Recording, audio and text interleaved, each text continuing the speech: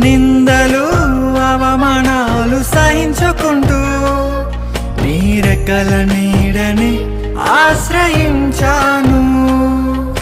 నీ వాగ్దానములను చేతపట్టి నీ వాగ్దానములను చేతపట్టి నీ ముఖముపై దృష్టి ఉంచినానయ్యా. నీ ముఖముపై దృష్టి ఉంచినానయ్యా. అద్భుతం చేయుమయా నా జీవితంలో, నిన్నే నమ్మి ఉన్నానేసయ్యా.